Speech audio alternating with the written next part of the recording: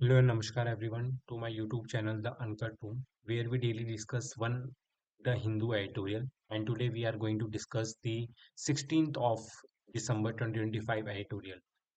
The editorial is based on Shanti Bill, which is recently introduced in the Lok Sabha, and let's move forward to deep dive into this editorial. So basically, in the Lok Sabha, Shanti Bill aims to incentives the private sector participation. So starting with the what is the Shanti Bill and what is the abbreviation of the Shanti? So sustainable harnessing and advancement of nuclear energy for the transformation in India Bill 2025. And what is the aim of that bill? So basically India is now open the private sector participation in both like Indian companies as India's private companies and foreign company into the nuclear power production. The main reason is government wants like till around 2070 we have to net zero carbon emission country. For this we need a nuclear power plant. So because of this government water wants a huge amount of investment. So to attract this government wants some foreign companies, foreign FDIs will become to India and set up the nuclear plants. Let's move forward. So it does this by replacing the India's existing law. So what is the India's existing law? That is the Atomic Energy Act 1962 and the Civil Liability for Nuclear Damage, that is CLND Act 2020. Now this act will be replaced the new act, that is Shanti Bill 2025. So basically, right now we are only generating around 8.8 gigawatts through the nuclear power, and our aim is to scale up till 100 gigawatts by 2047. Because of this, we can generate a lot of electricity, and the demand with the time is also increasing. To seeing this, government introduced this bill in Lok Sabha. So now why the government previously also um, uh, introduce previously also um, make some norms, but the private players are not too much interested. The reason is their liability is a very important factor here.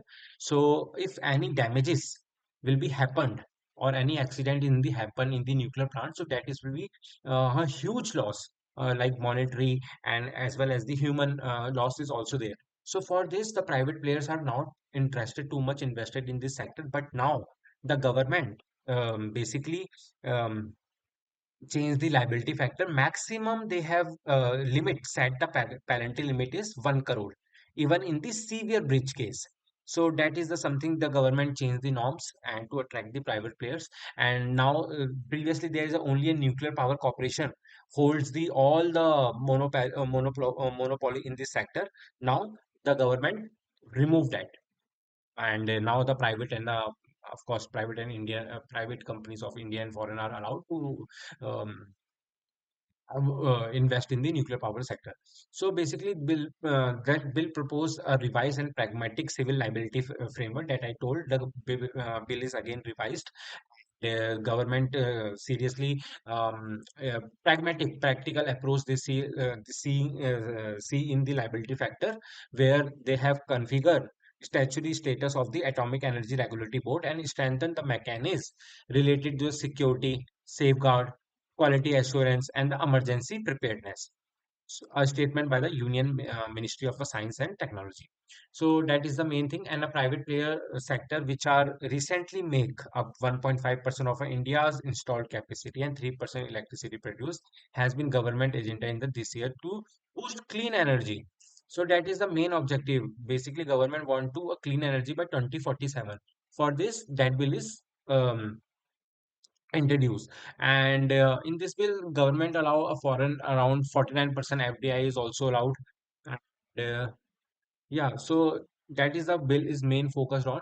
I recommend you all to read this editorial. This is the general overview where I give, which you when you read this editorial on your behalf, your understanding will be of course increased. I am just helping you to give a very few updates about the editorial, which will help you to understand better about this editorial. So thanks. We will connect tomorrow.